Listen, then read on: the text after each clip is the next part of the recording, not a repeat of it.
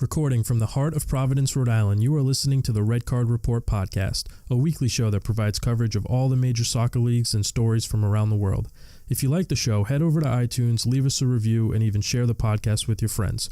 Also, don't forget to hit the follow or subscribe button on any of your favorite podcast apps so you get all the latest updates and never miss an episode.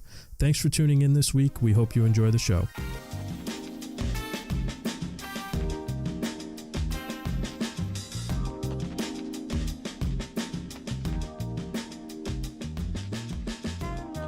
Welcome back to another episode of the Red Card Report podcast, episode 17.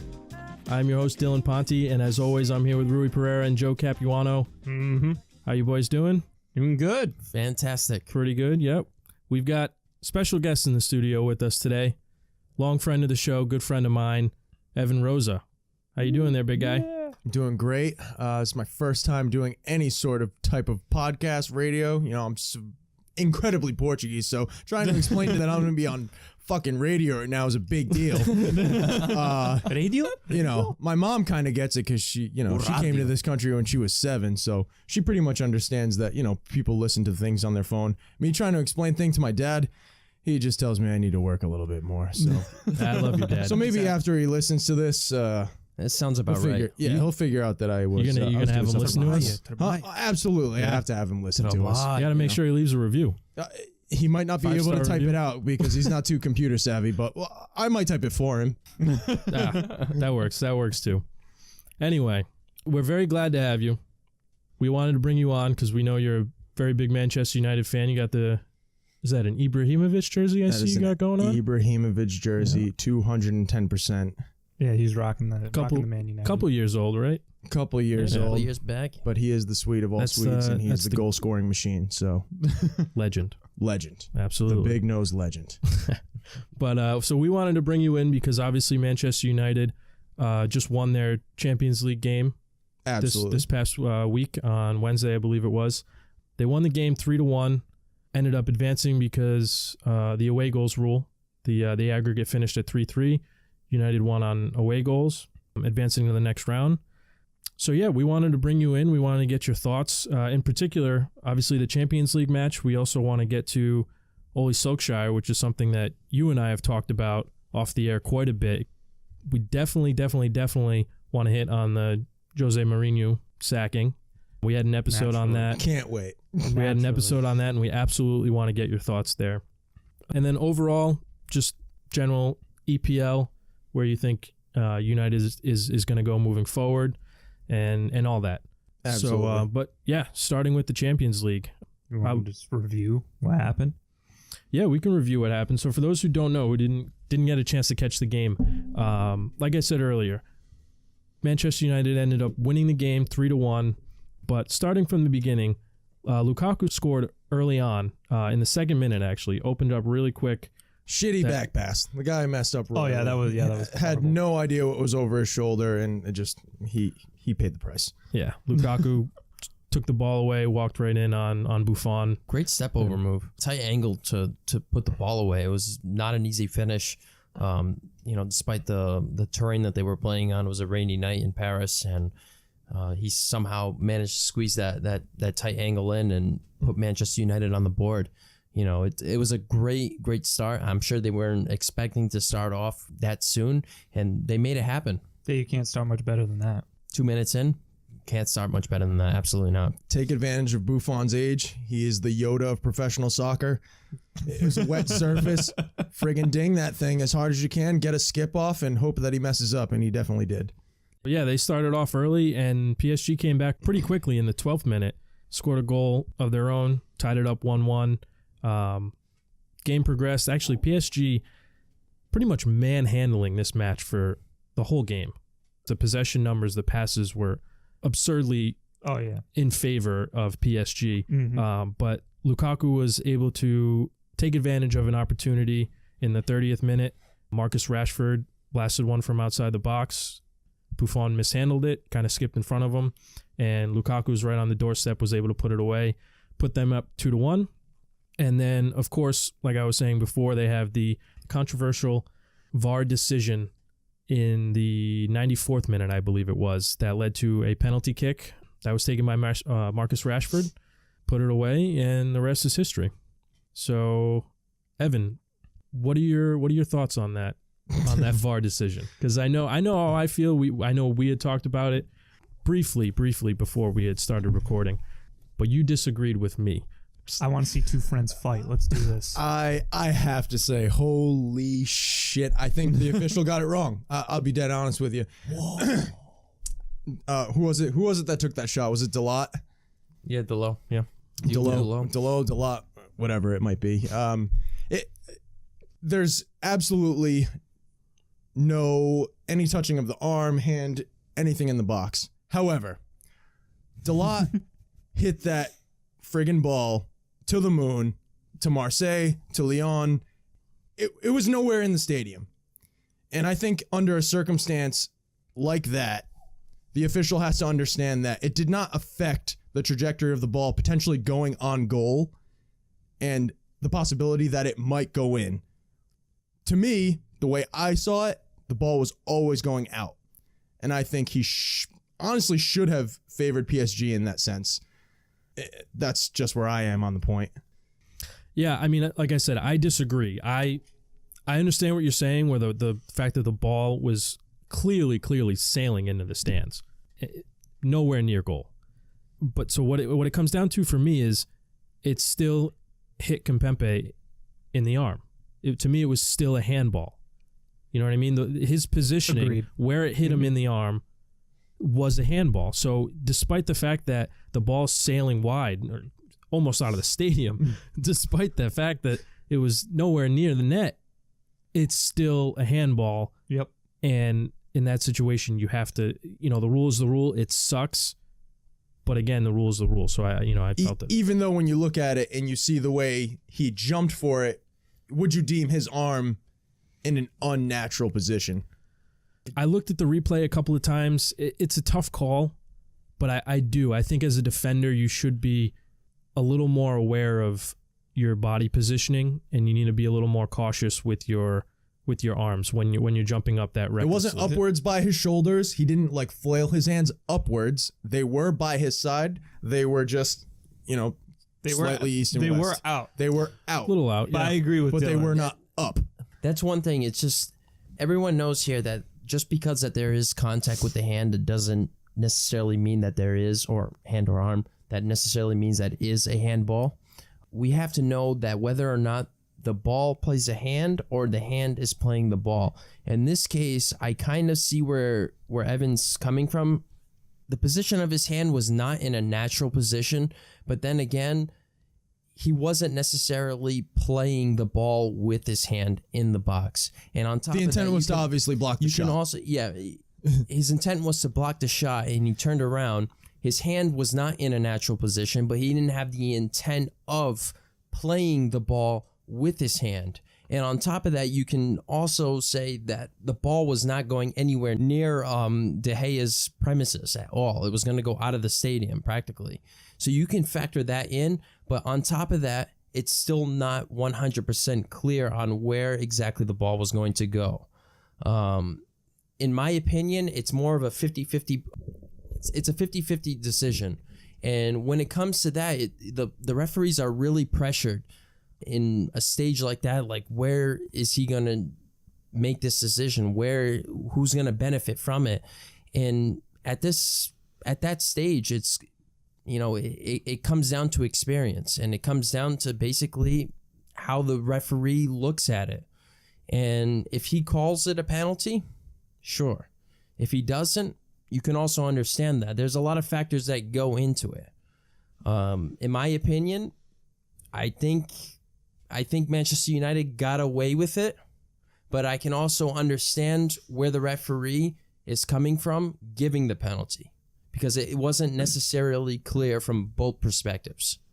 The ball was going out of the stadium, but also the defender, he turns around, but his arm is not in a natural position, and I know his intentions wasn't to play the ball with his hand.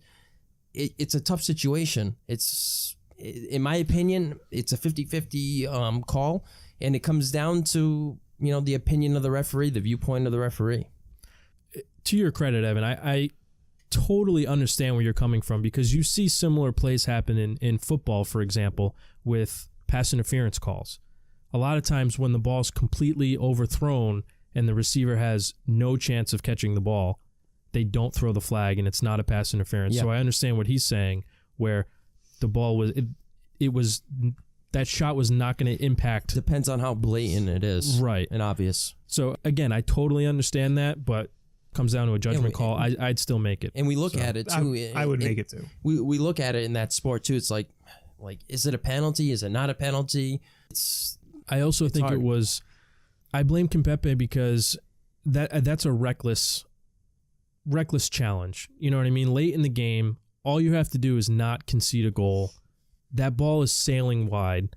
There's no need for him to go up and try and block that. He was jumping Blocking up. is fine, but I think he did a terrible job in keeping his hands in more proper position. Yeah, you're defending, dude. Just take the hit. But he was like jumping as if he was gonna protect his face. Just take it. But now man. Come on. it's so controversial because nowadays we don't even know what really is a penalty anymore, because we see these incidents, and with VAR it's like it becomes even more difficult. Like, is it a penalty? And people become more frustrated because there actually is a review. There is the video assistant review that is supposed to help in these situations. And you know what? It's becoming more controversial. I mean, I'm just interested to see how it's gonna play out in the EPL, because, like you said, any call can go either way now, and we have the capability of reviewing it. Who knows what a referee is actually going to choose? Because at the end of the day, it is their decision what to rule on the field. And totally agree. Just because you see something doesn't mean that it's the same thing that they envision in their mind. It's all so interpretive. Given penalties, fouls outside the box, it's all given circumstances, and these refs know it. UEFA Champions League second leg, that ref knows damn well there was a handball in the box. It did touch his hand. He's better off saying it was a foul than not. We can say, given the circumstances, given that his arm was in an unnatural position, some people can argue that he shouldn't have jumped, whatever it may be, but it's also interpretive. One of the things that I found most interesting about this match, aside from the fact that it was a tremendous comeback and a great win for Manchester United, but what really stood out to me was Manchester United's lineup in particular, because they were down to next to nothing. Their roster was so depleted. There were so many injuries, and obviously Paul Pogba was out because of the red card in the previous match, the previous leg. But I think, Rui, did I give you the list of the players who were out? Yeah, there was actually quite a few players that were out, mostly with injuries. One suspension, the most important player of that team, most consistent player and productive since the sacking of Jose Mourinho. Paul Pogba, which we mentioned in one of the previous episodes. I think we got into an argument about it. No. What I'm getting at is he's been absolute top class, and I believe it was a consensus here between Dylan, Joe, and I, where we thought Man United was done because Paul Pogba was such an important piece to this team, and he's done so much since Ole Solskjaer has taken over. And for him to get that red card, I thought, I thought Man United was toast. Yeah, no, me too. You're right. Yeah, I remember that now, yeah. And we were talking about how his emotions got the best of him. He went in on a reckless challenge. He was already on a yellow, forced a second yellow, and then he was out for this game. I don't know about you guys. I was pretty certain that this team was done. Yeah, I thought that absolutely PSG done. Was, we both called it. We thought that PSG was gonna, put the nail in the coffin, so to speak. Yeah, and just to run through this list of injuries that they had, obviously, again, Pogba with the suspension, and on top of that, Eric Bailly left the game early because he got injured. Who's also a tremendous center back. Right, exactly. A big part of their defense. He wasn't having the best game in this one, though. He was really getting blown by. I mean, he's been tremendous since Ole Solskjaer took over. But this game, he started off at right back. You saw that Manchester United, they were playing with 3 center backs on the pitch. You would have thought that they would have went with 3 in the back, but no, they forced Eric Bailly to the right side, and it's just not his natural position. He was really getting blown by, and he took a knock in the game. They say an injury is the reason why he got subbed off, but I think it all worked out in Manchester United's favor because Ole Solskjaer took a huge gamble and putting him in the right back position. They subbed him out, put in Delot in the 36th minute, and things actually started looking better for Manchester United when he went into the game. Yeah, so again, that list, Pogba, Bailly, Herrera out with a hamstring, Jones with an illness, Lingard with a hamstring, Martial with a groin injury, Juan Mata with a hamstring, Matic with a muscle injury, Sanchez with the knee, and Valencia with the calf. The list seems to go on forever. So what you're telling me is basically Solskjaer rolled out a B team against one. He rolled out the academy against one of the contenders to win the Champions League. Is what Pretty you're much. saying.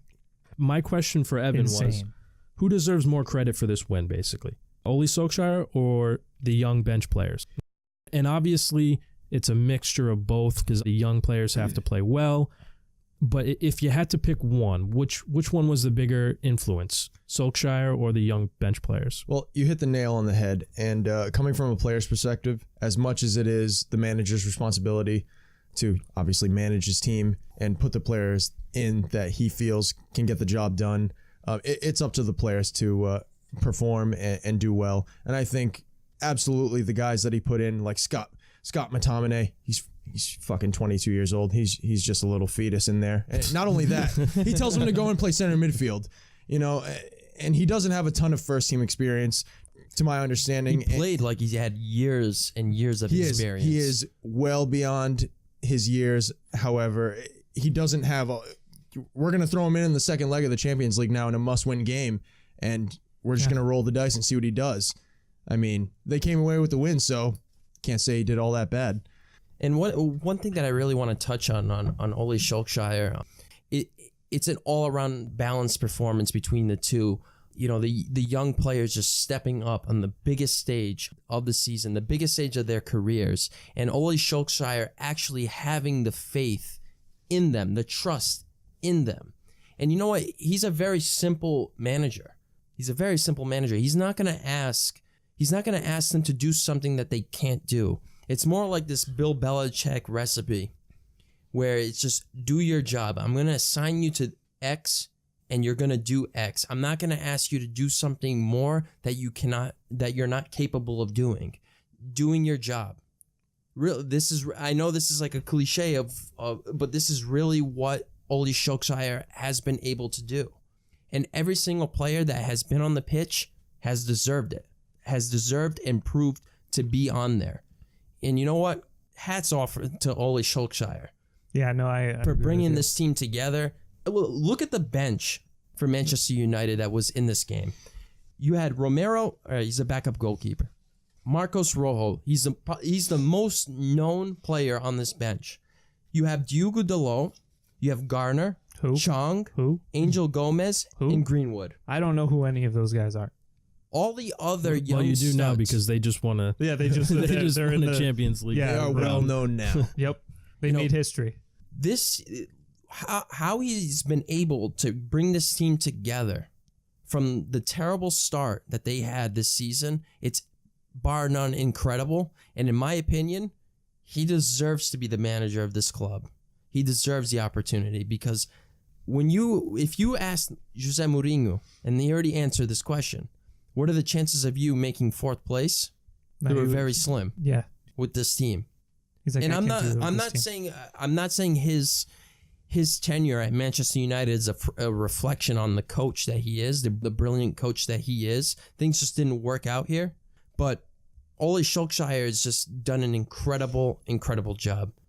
Yeah, I do want to touch on that a little later on in the episode. I'm curious to hear Evan's thoughts on Solskjaer's performance since he took over and thoughts on his future with the club. Oh, me too. But so sticking with the Champions League for right now, one of the things that it's stood out to me over the last 3 games, Romelu Lukaku and his play. As we had mentioned earlier, 2 goals in this game, 2 crucial goals. And not only that, but Lukaku in the last 3 games alone has scored 6 goals. 2 goals in each of his last 3 games. So is this the moment that Manchester United has been searching for? Is this when Lukaku decides to turn things around? I think Lukaku's definitely rejuvenated. I think under Mourinho's tenure, he was discouraged. He sat bench in a couple of notable games, and now it's just a fresh start for him, and I think we're seeing it. He's turning around. He's putting goals in the back of the net like we're used to see him doing, and again, he's just turning it around. There's no better way to say it. He's really been turning things around, and even under Ole Solskjaer, Solskjaer had Rashford as his number 9. That's right. Yeah. He chose Rashford over the $75 million transfer that is Romelu Lukaku. But you know what? Romelu Lukaku, even under Mourinho, things weren't going well for him beginning of this season. He lost his stride since he left Everton. Last year, he had an okay on and off season last year. But you know what? He has a strong mentality. He didn't give up. He saw that a kid younger than him, a prospect, took his position, but he still maintained his positive attitude. He still worked hard.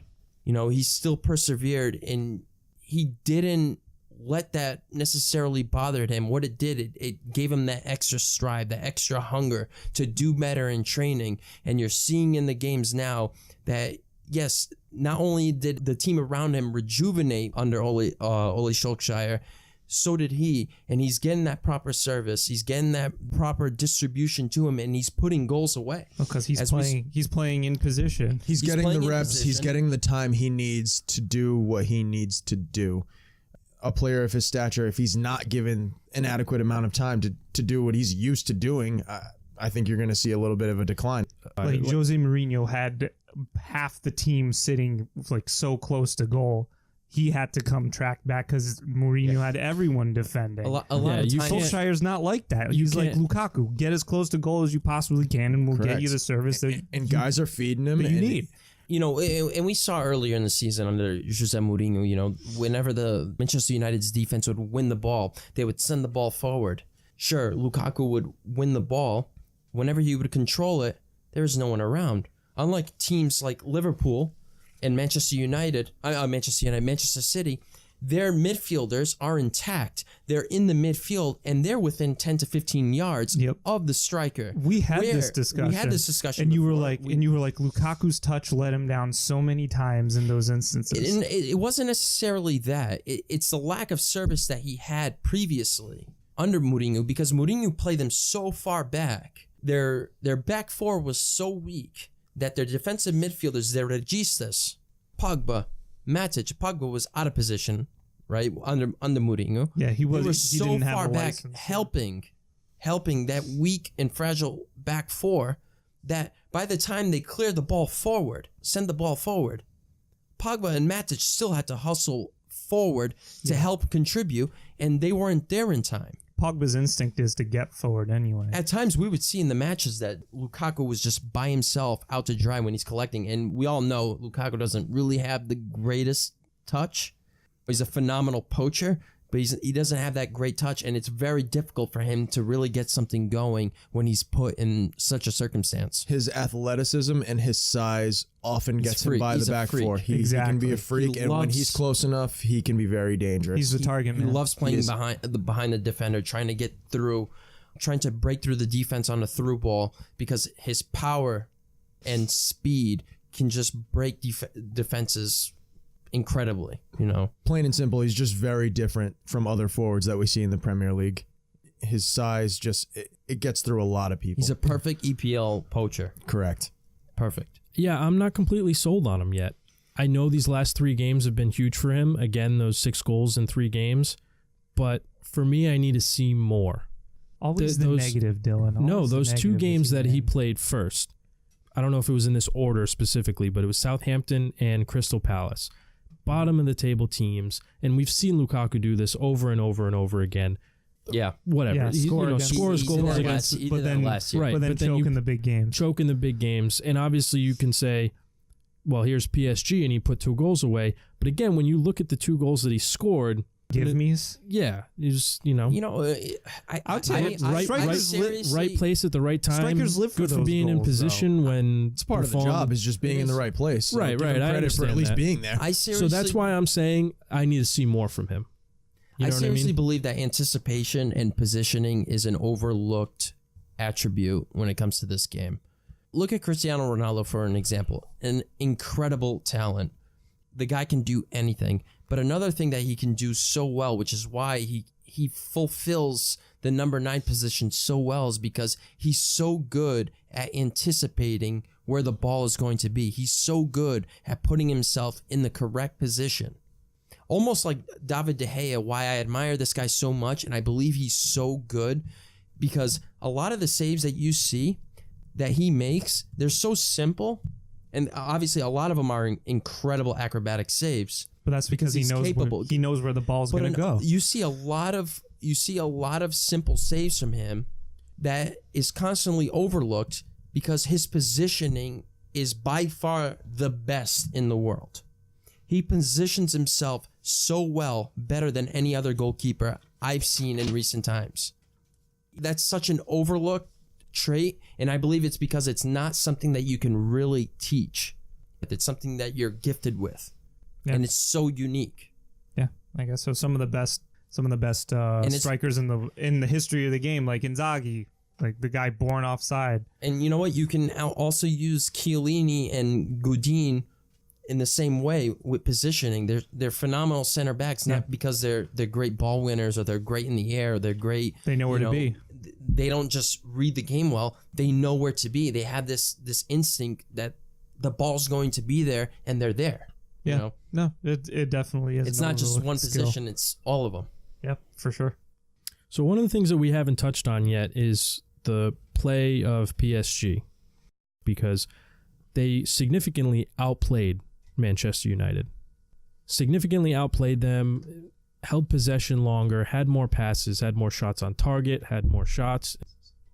They had countless missed opportunities. Do you think that this was a great performance by Manchester United and a great performance by Solskjaer and the young players?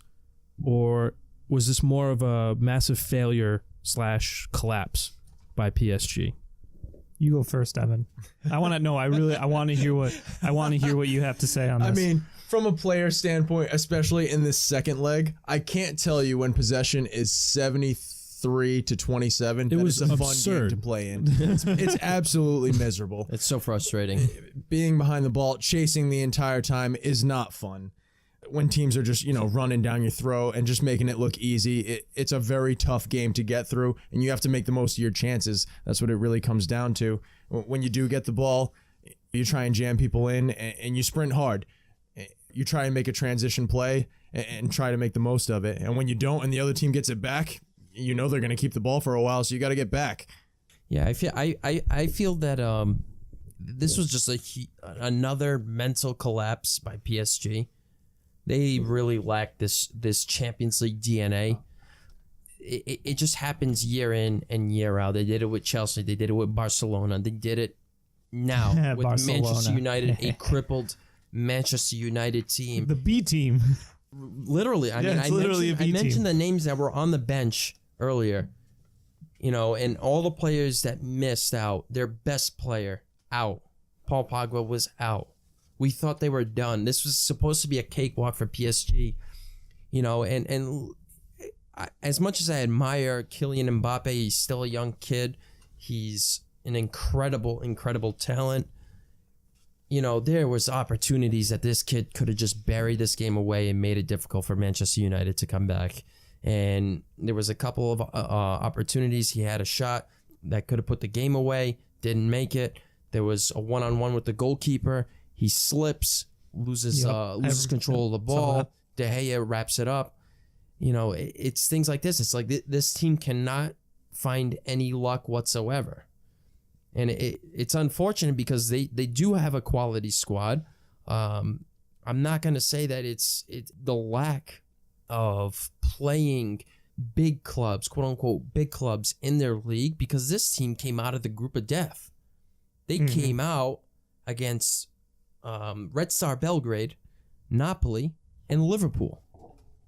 Not an easy group by any means. It's not an easy group, and whenever you go to Serbia, especially against Red Star Belgrade, it's not an easy atmosphere to play in. Napoli is the same situation. Liverpool, same situation. And Liverpool and Napoli are quality squads. So they had the experience so far. It's just a huge, unfortunate performance, I guess. I don't know.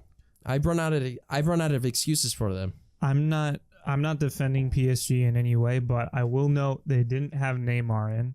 Could that have tipped the scales? Cavani didn't come in until the 95th minute. I'm just saying. I know. Like I said, we've I'm not talked about it defending before. PSG. Neymar will never win a Champions League title. No, he probably He won't. won't win a Ballon d'Or, too. I mentioned that in the previous episode. Especially if he stays at PSG. But we saw with these comebacks, one thing that I've felt has been the same in both of them, like with the Ajax comeback against Real Madrid. Mm-hmm. And the same thing with this one. I feel like both Real Madrid and PSG both had this sort of air of arrogance around them, not in like a hurtful way. Like I think Ajax, Real Madrid did. What a shit club. You know what I'm saying? But Ramos purposely getting a yellow card. Yeah, he didn't. That, yeah, he had the. Of course, that they mentality. definitely had that attitude. What an ass. What a dick. Yeah, we've mentioned this already. We should talk about that at some point, like in another episode. What a jerk. But like I said, the arrogance that I think PSG had going into this fixture 2-0 up, I feel like that they already felt kind of like how we did, like this fixture was done and dusted, and it really is never over until the last kick of the game. So they got ahead of themselves. They didn't prepare correctly. People are going to say that it's Buffon's fault. I feel like it just wasn't his night. He's definitely the wrong side of 40. He's going down from the prime of his career, unfortunately. 10 years ago. But it was a comedy of errors for... It happens to the best of goalkeepers. Yeah, it really was just not his night. It wasn't his night, and you know what? It wasn't PSG's night. Yeah, it wasn't just before Buffon, and you know what? When you lose in a match 3-1, and you see that a goalkeeper could have done something about one of the goals, who's everyone going to look back at? The goalkeeper. It happens. And you know what? Let's look back at the last time PSG played Napoli in the group stage. Mm-hmm. Okay. Buffon played it an absolute insane huge game, and he let up a penalty kick, which was well struck by Insigne. And that's what people remember. Buffon still dove the correct position. He kept so many goals out for Napoli. Yep. And guess what? Napoli wins that game. Napoli would be at the top of the group, and PSG would be playing in the Europa League. Yep. People forget that. Mm-hmm. You know, and he had a great performance. So many Buffon-like saves that saved PSG in the long. And now he's the villain. Now he's the villain. The goalkeepers, they absolutely get it the worst. Like I said, going back to it, for me, it was the whole attitude that they had. Absolutely. I think that was just the biggest part. One of my last questions, just to finish up on the Champions League, is what do you think of Manchester United's chances in the Champions League moving forward? Do you think that they can make it far? Do you think that they'll maybe just get knocked out in the next round? How far do you think they'll go? And which teams in particular do you feel they'll match up well against? I think it's pretty unpredictable. They're on such a good stretch right now. Everybody's confident. Everybody feels so rejuvenated. Ole Gunnar Solskjaer has done such a good job of just motivating these players, especially these young players, to go in there and do their job. I would say the most familiar territory is playing against the teams from the Premier League. Tottenham, Liverpool, Man City, that's all familiar territory. They know how to prepare for those teams. Juve is going to be tough. They have Cristiano Ronaldo. Barca's Barca. We know that. This is assuming they make it. The hole that they're in against Atletico. This is assuming they make it. This is assuming, yeah. And you know what? Porto just went through, and Ajax just went through. You could say that Ajax and Porto are still the teams that aren't as talented as the rest of the teams. And even Schalke. You can't write out Schalke yet either. Yeah, they're still in it. They lost 3-2, but you know what? They're going to play away, and you never know. I don't think they're going to make it out of that round against Man City. I think Man City is just so powerful, but you never know what happens in these situations. And if Schalke goes through, it's literally anyone's table. Yeah, if it's anything, if this week even proved Lyon, anything. Lyon or Barcelona. They have all to play for. If it's anything this week proved, it's that anything can really happen. So. And you know what? Evan said it right, too. They would want to get... If they're going to play against a top club in the world, they want to play with someone that they're familiar with. And Liverpool, Man City, Tottenham, they just beat Tottenham the last time out. I'm sure they would prefer to play against them over, anyone else. I agree. They're playing so well in the EPL right now. I think their best shots would be against those Premier League teams. You know what? They held their ground against Liverpool, too. They went to a 0-0 draw. Liverpool going in as the Goliath. And they held their ground against, and they played well. They kept them off the scoreboard. They didn't score a goal. Okay, so that's actually a perfect transition then, talking about the EPL. Again, one of the big topics we had wanted to talk about, Jose Mourinho. Now, Evan, just straight up, what was your opinion on the firing of Jose Mourinho? Did you like the decision? Did you not like it? I can't say I partied my ass off after I figured out he got fired. I was pretty ecstatic for a number of reasons. I just felt that there was this overall attention that he had with his players. There was some sort of lack of respect under his tenure. He tended to play defensively. I think we've seen time and time again that he put players in positions that they weren't as effective in. And this is going to be my trademark game. The last time they played Arsenal, I threw an absolute fit. A 3-5-2 with players that just first of all, a 3-5-2. First of all, they're not good enough to play a 3-5-2. And then you're throwing in players into the mix that just don't play often enough together. I distinctly remember Nemanja Matic and Marouane Fellaini playing in the center midfielder role. And don't get me wrong, they are great distributors of the ball. However, if we're playing FIFA right now, their pace is about 27 and 20. So it's not exactly you guys want running box to box on the defensive end from a Gunners team that have guys that can just jam it down your throat. Their front runners are great. They're talented with the ball. They were a threat, and I didn't think that he prepared well enough. Yeah, his lineup decisions in that game were extremely poor. I remember you specifically texting me and like, what the fuck is Mourinho doing? I see the steam coming off you right now, dude. I'm sweating. But so you were happy that Jose Mourinho left. I was. You and Joe I know he is a notorious coach. He has had tremendous success. However, under these circumstances, under Manchester United, under the players that he was dealt with, I think this is one lapse in his career. And he's had a long tenure. It's not going to be perfect with every team that you manage. And I think this is one instance where he just got it wrong. And I think Manchester United made a right move to replace him. I agree. I mean, it's typical third season Mourinho. This is what happens. It's happened at other clubs before, namely Real Madrid. The only club where it really hasn't happened was Inter. But you hit the nail on the head, man. And Chelsea the second tenure. Chelsea the second time around. And the first tenure was more the fourth season. True. But, it just always ends this way. It just ends this way for him. It just became a pattern. I totally agree that it was the right decision to make. I said in the last episode that we talked about Mourinho, was it the right decision? Yeah, it was the right decision for the club because he absolutely lost the locker room. And he lost the board in the summer. We talked about this already. He wanted a huge budget.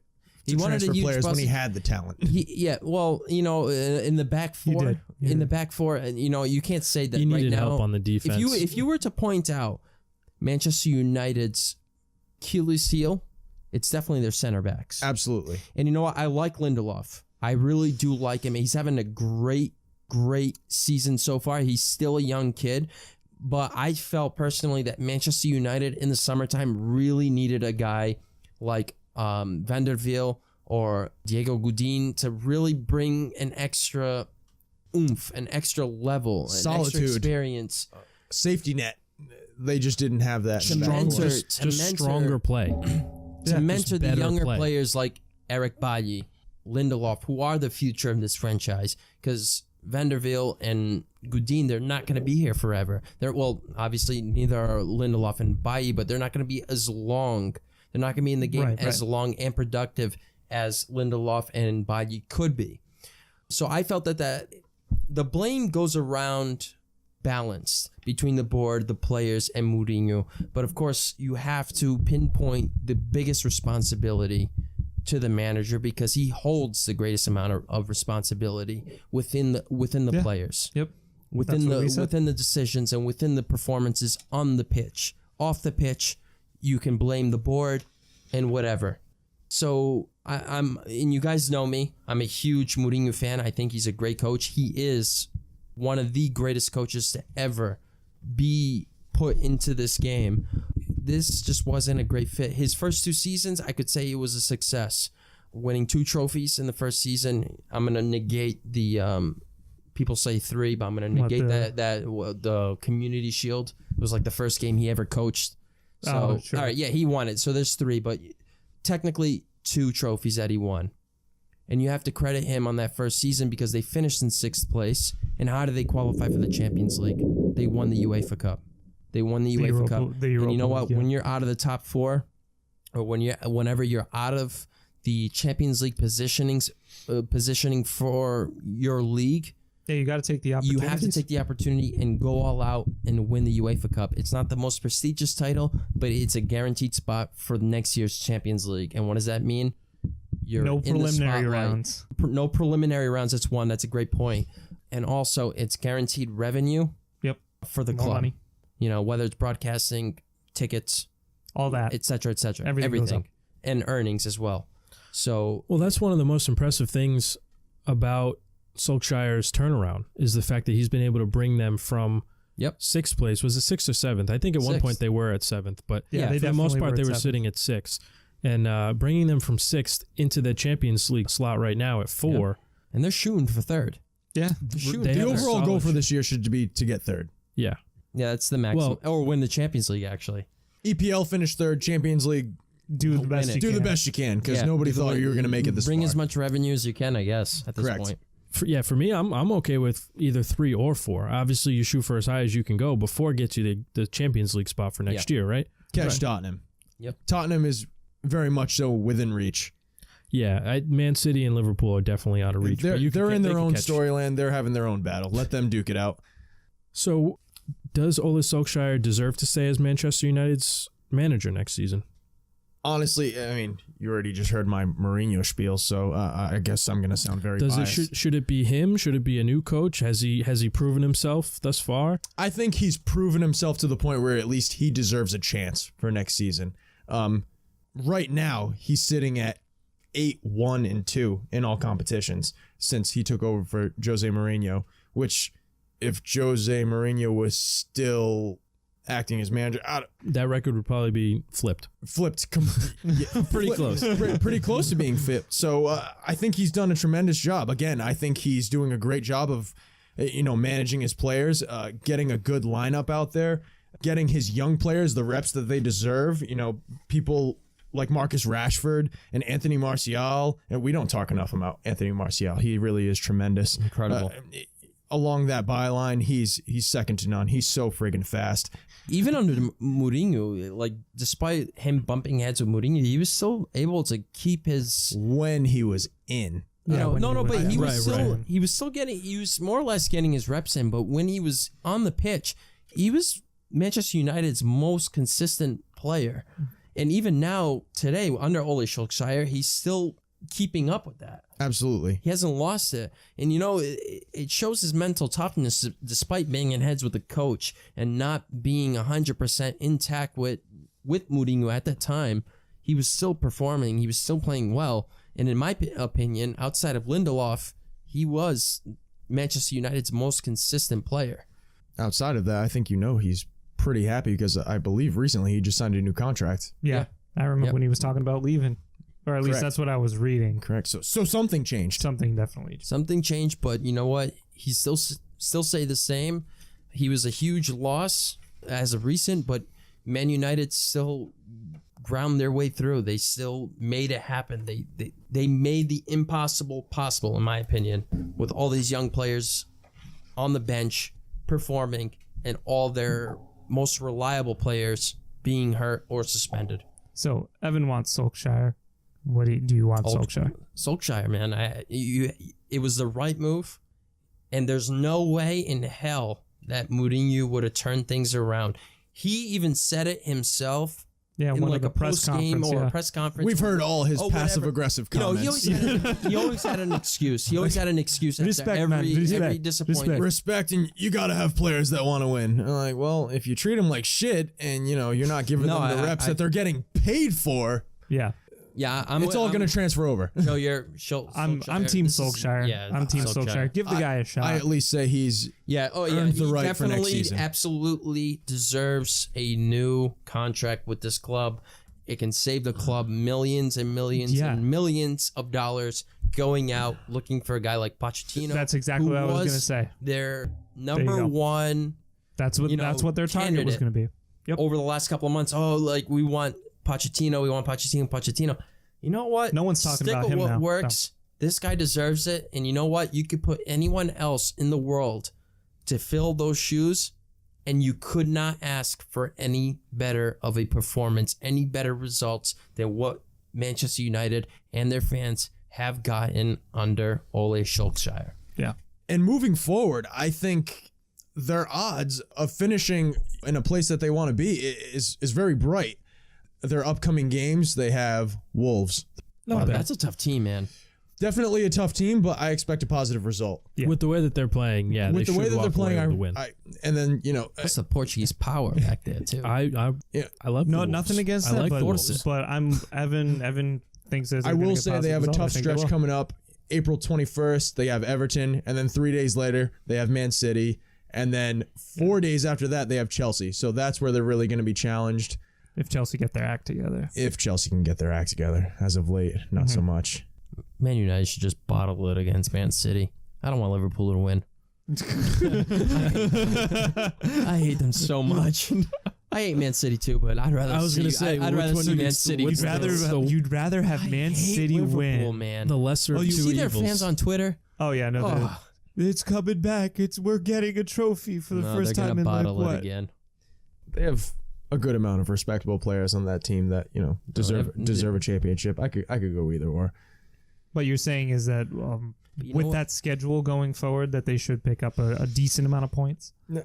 I believe they can. I mean, on this stretch that they're going at, I think their confidence is up. I think players are motivated. They want to work. They want to improve. I think they want to play for him. They want to play for him, and I think Solskjaer recognizes that. So I foresee, hopefully, some good results moving forward.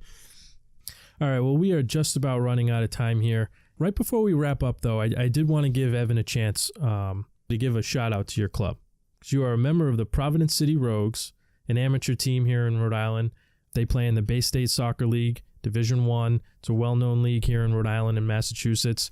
We are big fans of the club. So if you want to give a shout-out, if you want to give us some of their contact information, social media, when does the season start? I guess this is the first question. Huge shout out to Providence City FC. You can follow them on Instagram at Providence City FC. You can follow them on Twitter at Providence City. An absolute melting pot of a team. Our whole team consists of a variety of different players from different backgrounds. Division I, Division II, Division III, former pros, junior college, you name it, we have it. A really special group of guys, a fun group of guys, a team that I really enjoy playing for. We've covered so much ground since we began. Started out in Division III, made our way up to Division II, and then had to tackle our way into Division I. Being our third year in now, I believe fourth year as a team, we're really taking stride. We're signing great players in the area with very profound backgrounds that should be a huge contributing factor to this year's season. We're very much looking forward to it. I also want to touch up on one last thing too. You can also follow them on their webpage, which is providencecityfc.com. utdlineup.com. You can find out who's on their team, the rosters, I believe they also have some merchandise that you can purchase. Yep, you can get merchandise, scarves. The sweatshirts are awesome. The sweatshirts are awesome. You know what? The sweatshirts, the kits are awesome, guys. The kits are awesome. The logo is just incredible. I think it's a really badass logo. The roster, the schedule, the shop, everything that you want to know about this team. They put in a lot of effort, and hats off to you guys. You guys are a great team. I've played alongside some of you. You guys have a quality squad. Evan's a great player. I've seen him play. He's a great distributor. You know, he's a phenomenal regista, a central midfielder. He has great vision, passing skills. If I just so happen to be in FIFA, my shooting percentage would be about 20. But I'm okay. That says a lot about me being we a got to be goalkeeper. true to It's ourselves and true to our abilities. Have more confidence, man. More confidence. I'm working on it. You know, I'm still young. I'm a young buck. I'm still working on the shot. I plan on scoring a few more goals this season. Evan, man, don't stop. The rest of your team, same message, man. Don't stop. Keep pushing. And you know what? You guys are just going to keep prevailing because you guys have an incredible team. And I think you guys will go far. If anyone needs, we'll provide the links to your Instagram, Twitter accounts, and we'll provide the links to the website in our show notes. We'll try to get them up on our social media pages as well. Anything else, boys? Any other questions for us? No, that's it. Support your local, guys. Support your local. Well, seriously, though, thanks again for coming out and joining us on this week's podcast. We'd absolutely love to have you back on. It was a good time. Boys, it's been a pleasure. Not enough of my friends follow soccer, so it's been a pleasure to sit around a round table and bullshit with the boys about soccer. So Take us out, Dylan. All right. Well, thanks for joining us this week on the Red Card Report podcast. We really do hope you enjoyed the show. If you did, please head over to iTunes and leave us a rating and a review. It really helps the show. Or even if you tell a friend about it, that helps too.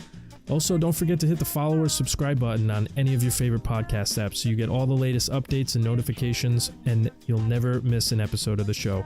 Lastly, be sure to check us out on our social media pages. We're on Instagram and Facebook, are both at Red Card Report, and also on Twitter. Our Twitter handle is at @RCR_podcast.